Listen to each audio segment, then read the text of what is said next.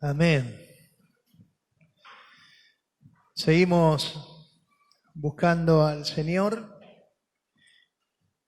Entendemos que el Señor nos está llamando a buscarle en estos días, a tener tiempos de oración, tiempos de ayuno, a buscar su presencia para nuestras familias, para nuestros hogares, para la iglesia.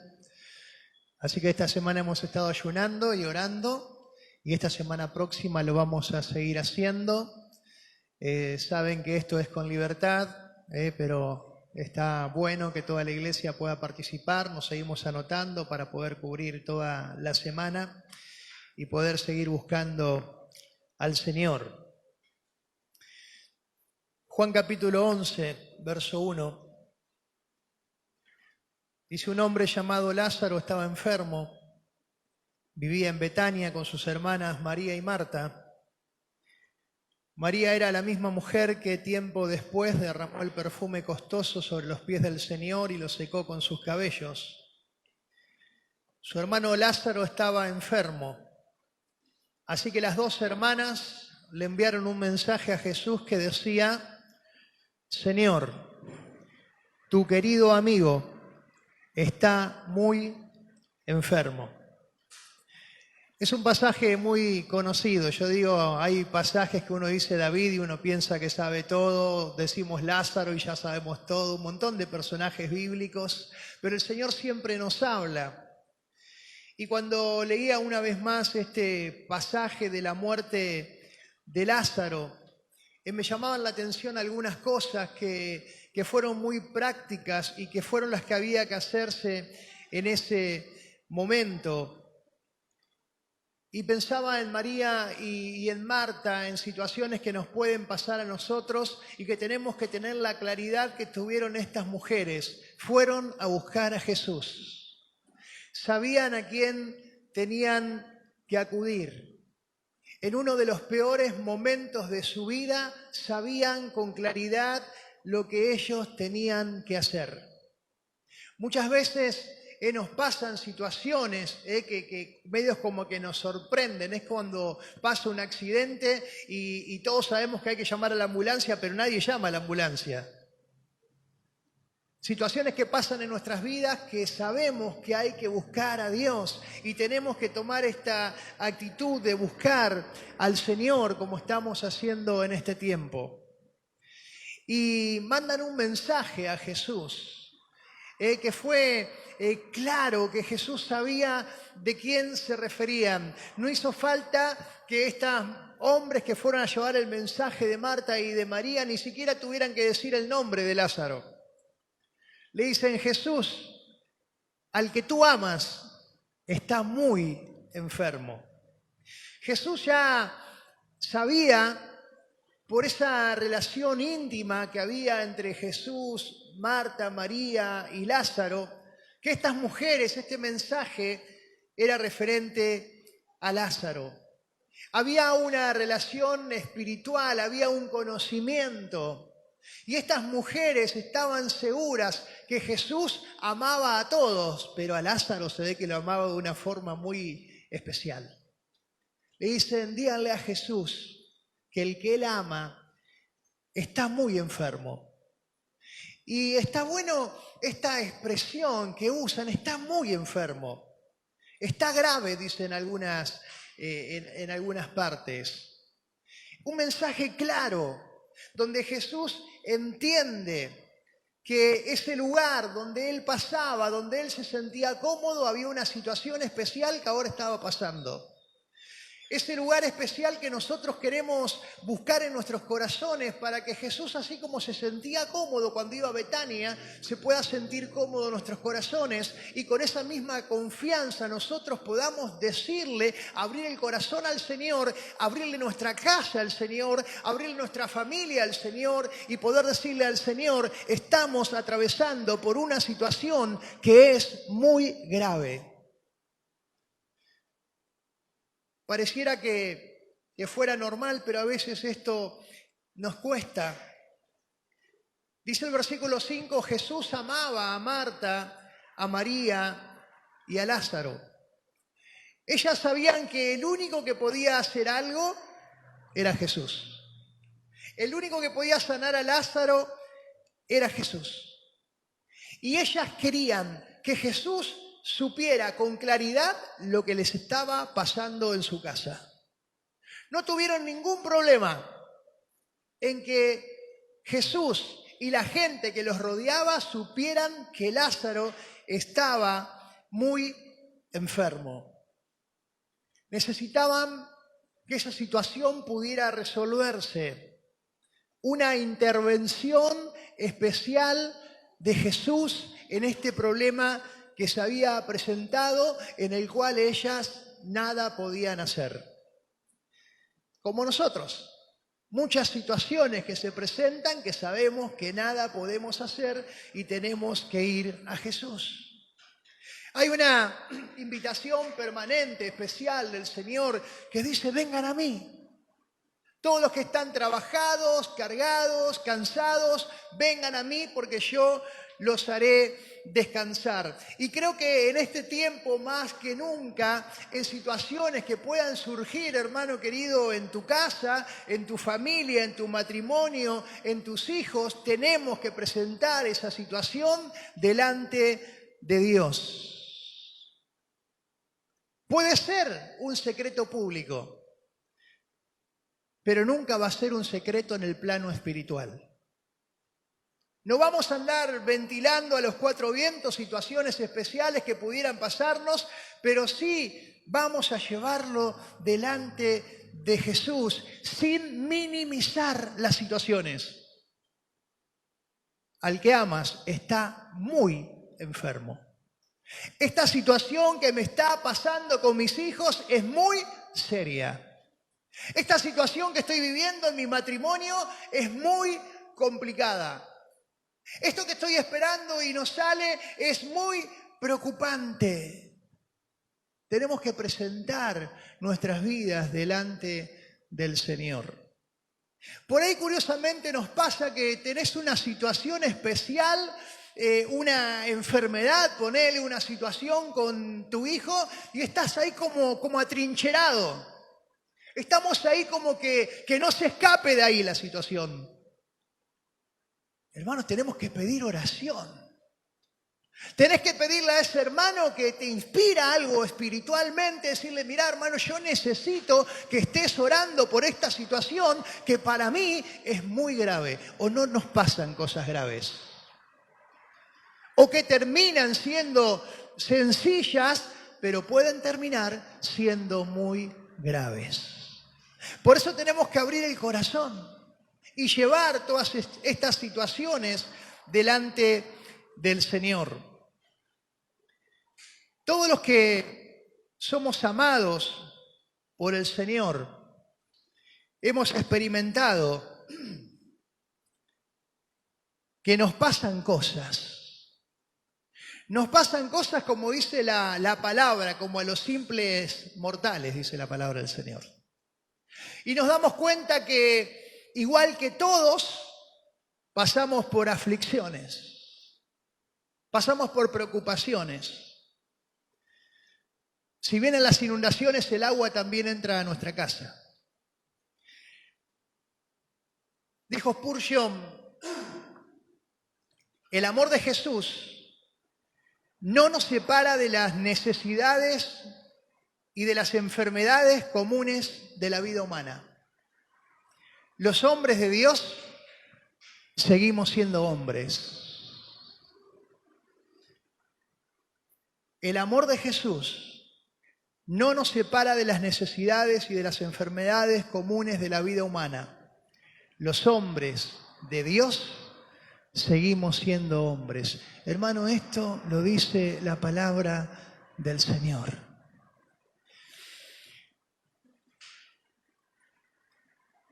Me gozaba recién viendo a Vane cantando, porque digo, Valentina debe estar cantando ahí con su mamá también. Pero hay embarazos que son de riesgo. Y nos pasan a nosotros, a hermanos de la iglesia, hermanos de la congregación. Sufrimos asaltos, intentos de asaltos. Confiamos en el Señor, pero somos despedidos de nuestros trabajos. Luchamos con nuestras economías. Tenemos dificultades con nuestros hijos adolescentes o no tan adolescentes. Llegan momentos donde en el matrimonio parece que no nos entendiéramos tan bien. Hay enfermedades que a veces tenemos que atravesar, enfermedades graves que no le encontramos sentido. A veces pensamos, como somos malos, pensamos que si la persona es mala, medio se merece que esté enfermo, ¿no? Pero a veces personas que en este criterio tan cortito y natural nuestro, dicen, es tan bueno y mirá lo que le está pasando. Nos enfermamos igual que todos. Somos tentados. La diferencia, hermanos, es que tenemos a quien acudir. Podemos ir a Jesús. Podemos ir a Jesús.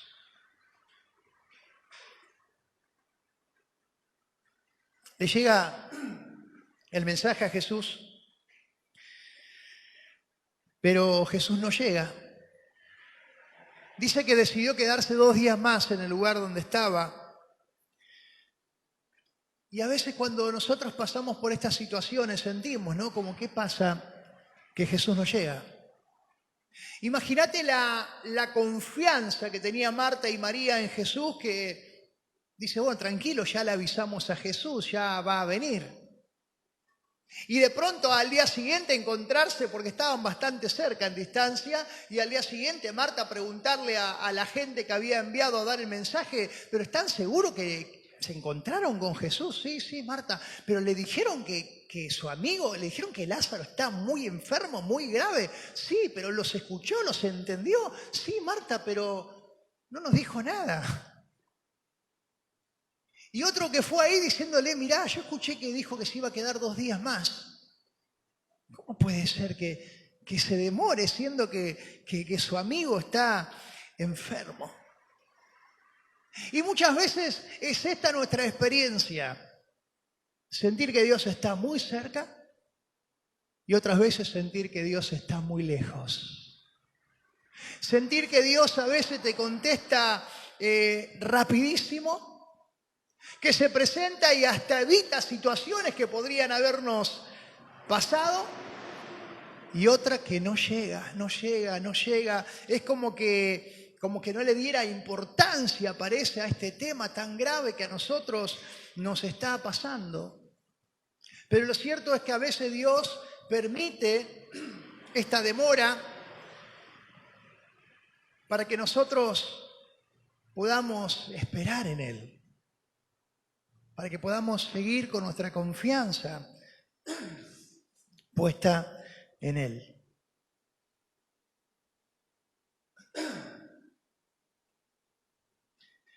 Es como que lo que tiene que pasar, lo correcto, pasa, pero en el tiempo preciso de Dios. A ver cómo lo puedo explicar. Sabemos que es eso lo que tiene que pasar, pero tiene que pasar en el tiempo exacto, preciso de Dios. Yo hay situaciones por las que hace años que estoy orando y ya entiendo que hay un tiempo donde Dios va a responder a esa situación que tiene que pasar, porque tiene que pasar, pero evidentemente va a pasar en un tiempo distinto al que yo entiendo que tiene que pasar. Y yo creería, hermanos, que ahora es el tiempo. Yo necesito que eso pase ahora, pero evidentemente Dios lo va a traer en su tiempo justo, preciso, que va a ser mejor que este tiempo que yo estoy entendiendo. Por ahí sería muy necesario para el funcionamiento de tu casa que tu hijo tuviera la llave de la casa, pero decís, no es el tiempo todavía. Sería muy útil que el jovencito tuviese un auto, pero vos decís, no es el tiempo todavía.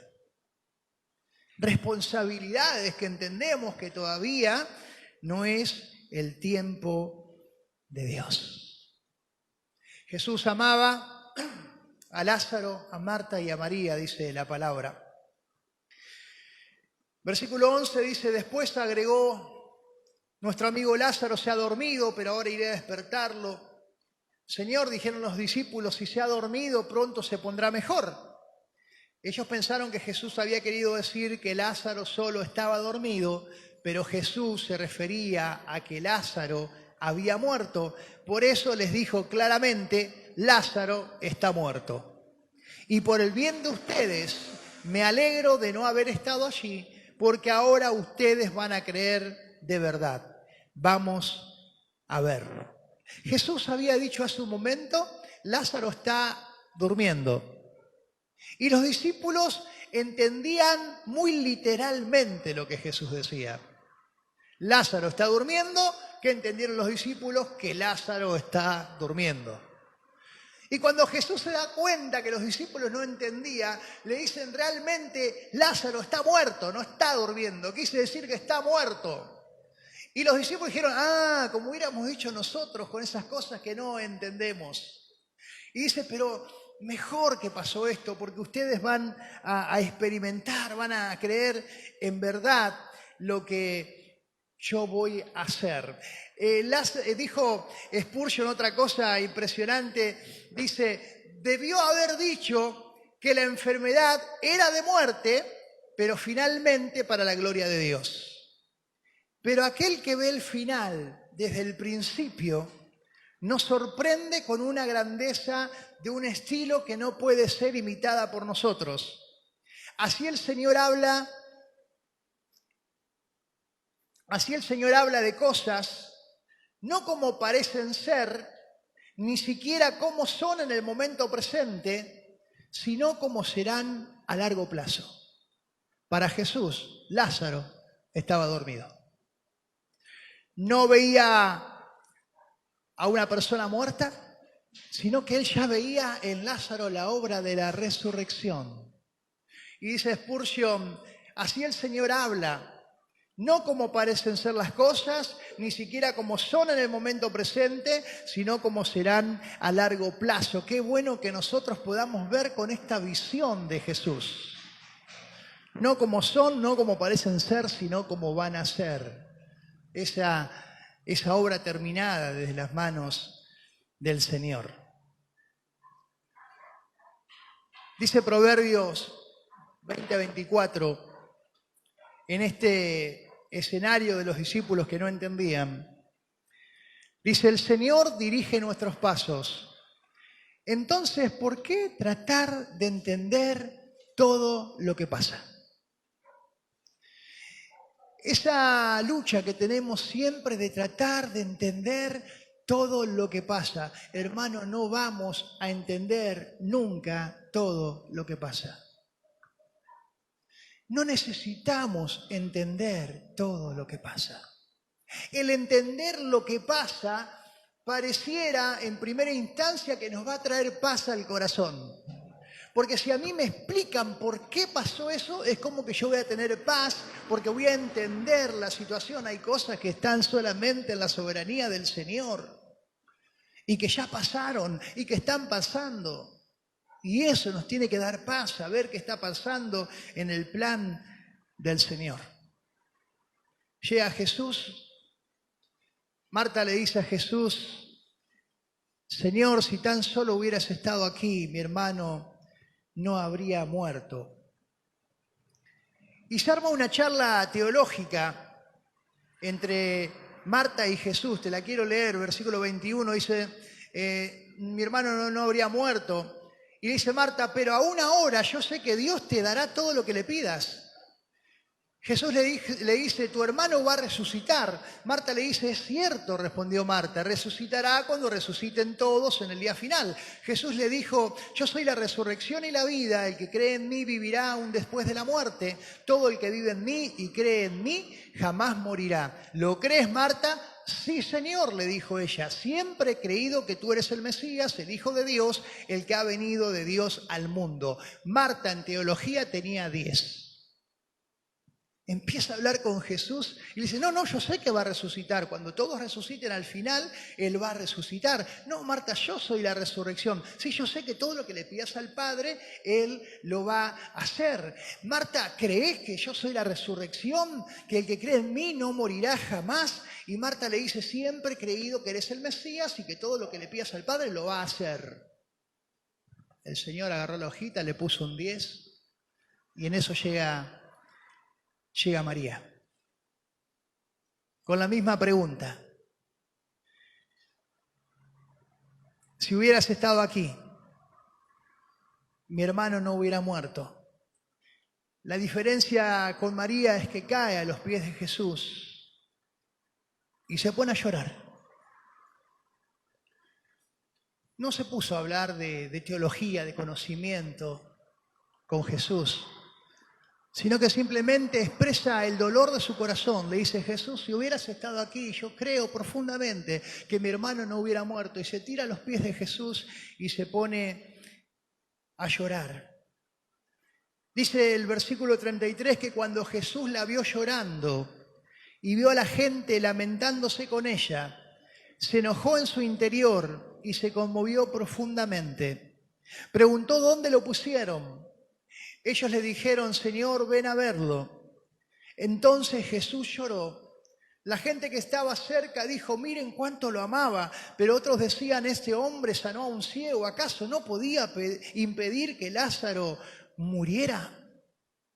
Y quiero detenerme un segundito en este pasaje donde Jesús muestra toda su humanidad. Dice que se enojó en su interior.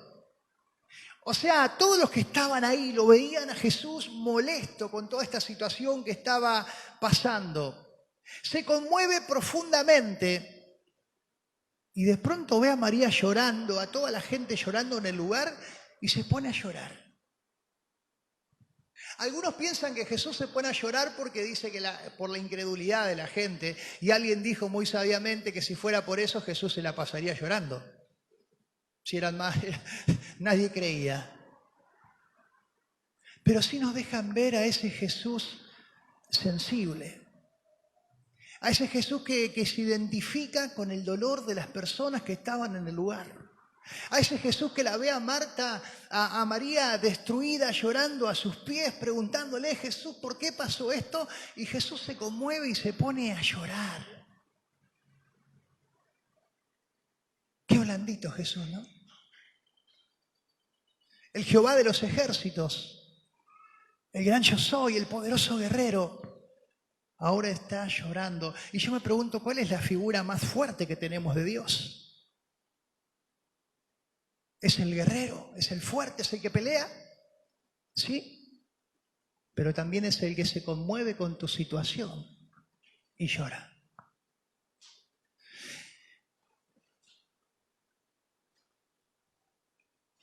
Dice Hebreos 4:15, porque no tenemos un sumo sacerdote que no pueda compadecerse de nuestras debilidades, sino uno que fue tentado en todo según nuestra semejanza, pero sin pecado. Acerquémonos pues confiadamente al trono de la gracia para alcanzar misericordia y hallar gracia para el oportuno socorro. Dios puede compadecerse de nosotros. Quiere decir que tiene misericordia y que tiene piedad para los que sufren.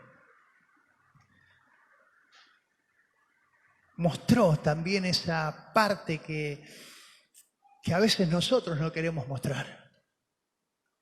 Estamos destruidos, pero con coraza, estamos fuertes. Por fuera que no se note el sufrimiento que tengo dentro. Jesús era el Hijo de Dios. Podríamos decir, se emociona, se conmueve y llora. Qué bien que nos hace llorar delante de Dios. Cuando caemos a sus pies y decimos, Señor, no doy más. Esas lágrimas, esas palabras llegan al corazón de Dios. Yo alguna vez creo que expliqué esto del por qué y el por qué. Dos palabras que son muy parecidas pero que son casi opuestas. El por qué separado, ¿saben, no? Que se escribe separado y después del separado ¿qué va? Signo de pregunta. Y el por qué todo junto, que es la respuesta al primer por qué. Y pensaba que, dijeron algunos, este hombre le dio vista al ciego. ¿Por qué separado? ¿Por qué no pudo evitar la muerte de Lázaro? Todos los que estaban ahí creían que Jesús podía sanar a Lázaro. Y nosotros también creemos en el poder del Señor, pero muchas veces como estas personas tenemos mucho ¿por qué? Signo de pregunta separado. ¿Por qué? ¿Por qué si Dios hizo esto no hace lo otro? ¿Por qué si Dios obró acá no obra allá? ¿Por qué si Dios sanó a este dejó que el otro parta? ¿Por qué? ¿Por qué? Y estamos llenos de ¿por qué? Dice, el primer por qué separado solo se usa en oraciones de interrogación. Es un pronombre, una preposición que es interrogativo. ¿Por qué dejó que Lázaro muriera?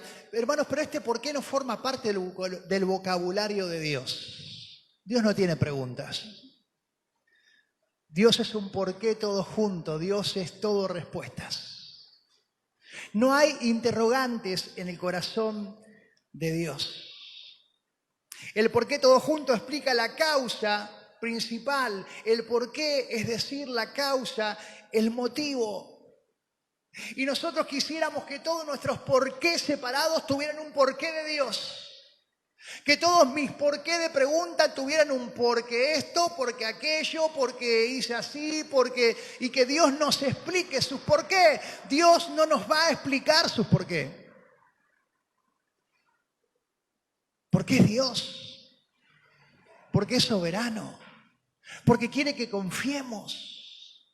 Porque le hemos dicho que nuestras vidas están en sus manos y porque de esta forma Él puede glorificarse aún más en nuestras vidas y de forma que otros también puedan conocerlo. Él quería que Lázaro resucitara para que pudieran ver el poder de Dios. Está bien que nos preguntemos por qué, hermano, pero quizás ese por qué de respuesta nunca llegue a nuestras vidas. Hay un tiempo de nosotros como padres, no le explicamos a nuestros hijitos chiquitos porque si pones el dedo en el enchufe te va a agarrar corriente y la gente con la corriente muere. No, le pones una cintita al enchufe y nada más. Dios muchas veces hace esto con nosotros. Y pobre de nosotros si nos sentimos a la altura de Dios, que Él tenga que explicarnos por qué. Pone la cintita, nos protege, nos guarda. Así como trabaja Dios muchas veces en nuestras vidas. Yo me preguntaba, ¿a qué Jesús conocemos? ¿A qué Jesús conoces? ¿Al Jesús que sana enfermos o al Jesús que tiene todo el poder para resucitar a un muerto? ¿A qué Jesús conocemos? ¿A qué Jesús conocía a Marta y Lázaro? ¿A qué Jesús conocía a toda esa gente que estaba ahí en ese momento? ¿Al que sanó al ciego o al que puede levantar a un muerto de la tumba? ¿A qué Jesús tenés en tu vida? ¿Al que sana una fiebre o al que puede sanar también un cáncer? ¿A qué Jesús conocemos? ¿Al que resuelve solamente temas domésticos o al que puede hacer que pasen cosas imposibles para que podamos ver la gloria de Dios? ¿A qué Jesús conocemos? ¿Al que hace cosas chiquitas o al que puede hacer todas las cosas? ¿Conocemos al Jesús que esperamos que muevan la piedra o conocemos al Jesús que pensamos, bueno, ya es tarde? Me preguntaba dónde quedó toda la teología de Marta. Porque cuando Jesús se acerca a la tumba y le dicen, bueno, vamos a sacar la piedra, Marta, después del 10 en teología, le dice, ¿para qué vas a sacar la piedra? Hace 4 días que está muerto, ya tiene olor a podrido. Teología, 0. O práctica, 0. Porque su teología era muy buena. Pero en el momento de aplicarla, dijo, no saquen la piedra, ¿para qué? Hace 4 días, es imposible. Llega un tiempo donde en nuestra vida tenemos que vivir la experiencia de esas cosas que conocemos. Y Dios en algunos las va a permitir. Ustedes saben que la creencia de los judíos decía que hasta el 3er día el alma daba vueltas alrededor del muerto, entonces en cualquier momento el muerto podía resucitar. Era el pensamiento de ese momento. Entonces Jesús dice, bueno, voy a ir un día más tarde para que estén seguros que no fue que el alma volvió, sino que Lázaro escuchó mi voz. Dios va al límite. Juan 11:38, Jesús todavía estaba enojado cuando dice corran la piedra. Marta protesta y Jesús le vuelve a decir, Marta, ¿no te dije que si crees verás la gloria de Dios? Había un propósito mayor. Segunda de Corintios capítulo 4, verso 1, dice, por lo tanto, ya que Dios en su misericordia nos ha dado este nuevo camino, nunca nos damos por vencidos. Gente que sufría por el Evangelio. Decía, nunca nos damos por vencidos, rechazamos todas las acciones vergonzosas y los métodos turbios, no tratamos de engañar a nadie ni de distorsionar la palabra de Dios. Decimos la verdad delante de Dios y todos los que son sinceros lo saben. Decimos la verdad y no distorsionamos la palabra de Dios. ¿Alguna vez he recibido alguna propuesta de que los mensajes sean más suaves? Que los mensajes hablen más del amor de Dios, que es bueno y nos ama, y es verdad, pero esto también es verdad.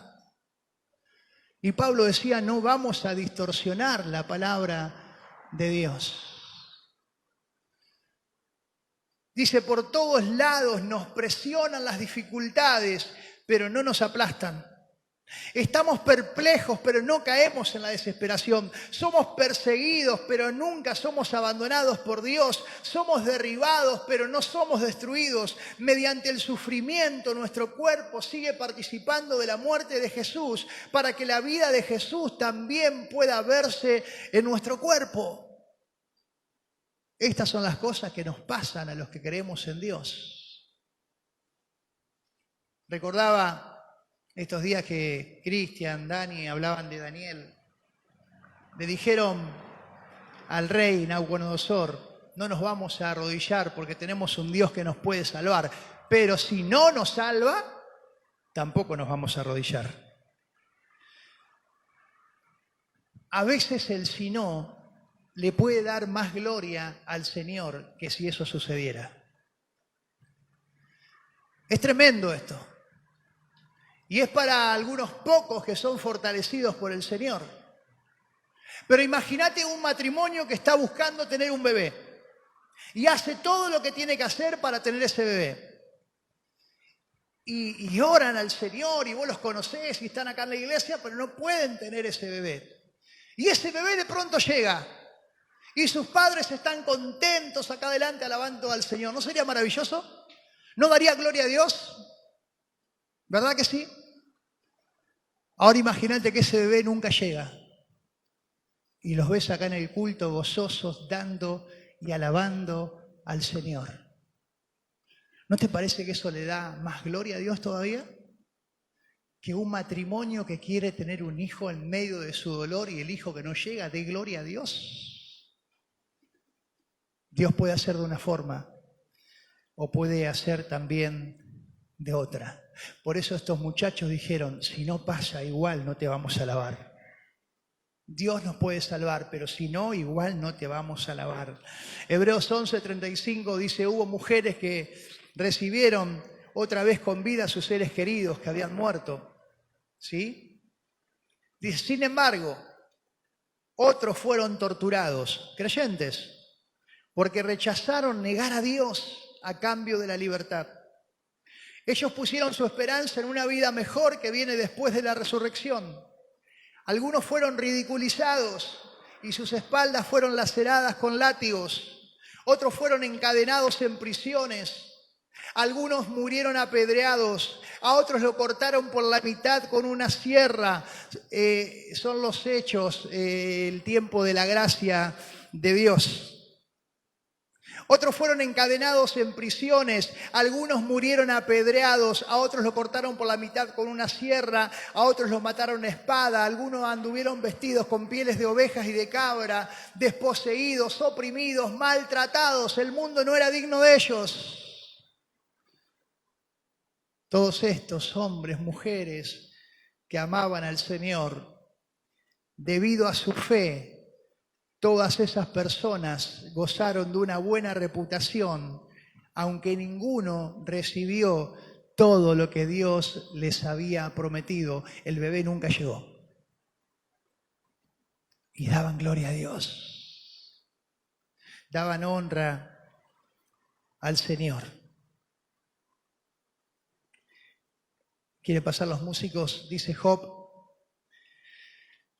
Se levantó y rasgó sus vestidos en señal de dolor.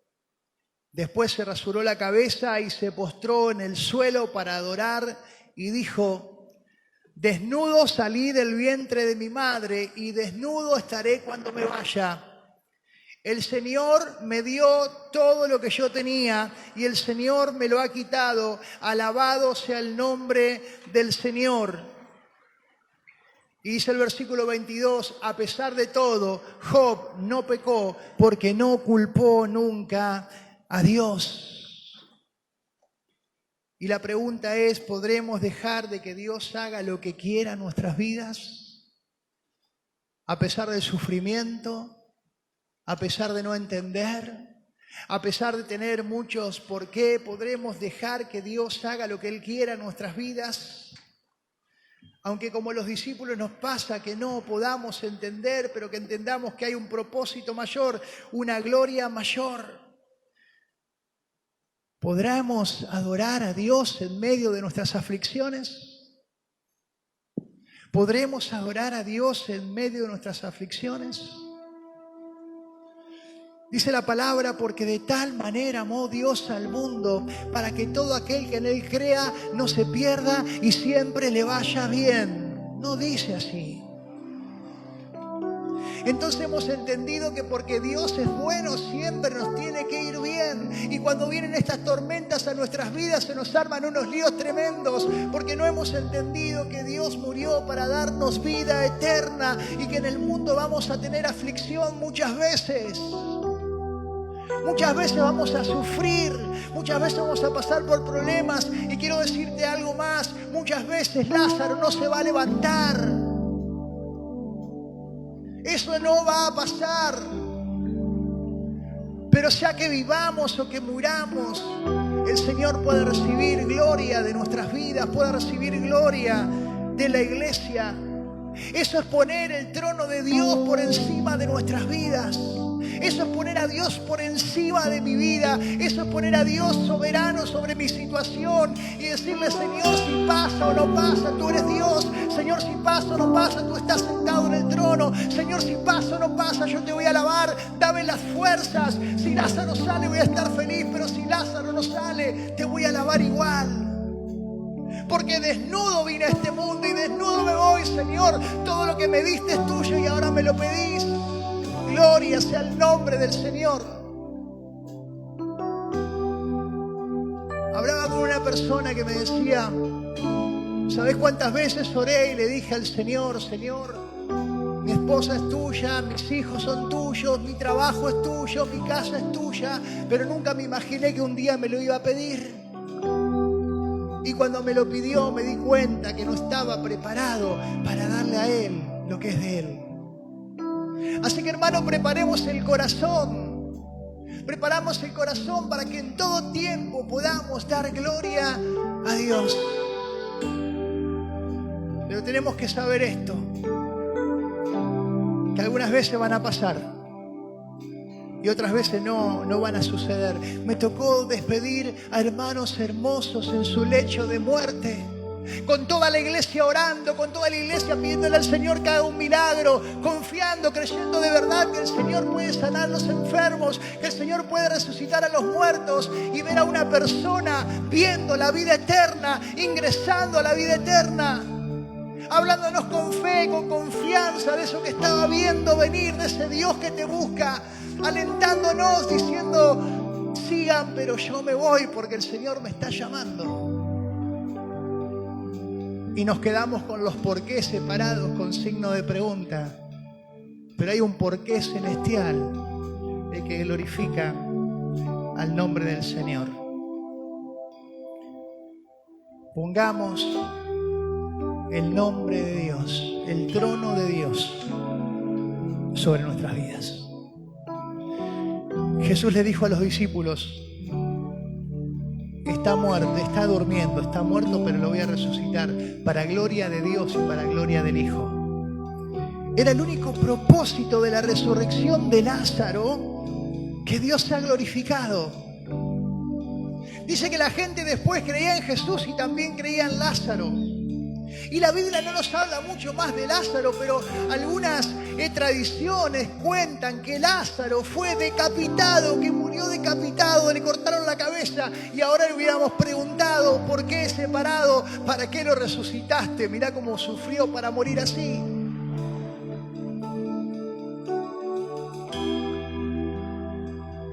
Sus propósitos son más altos.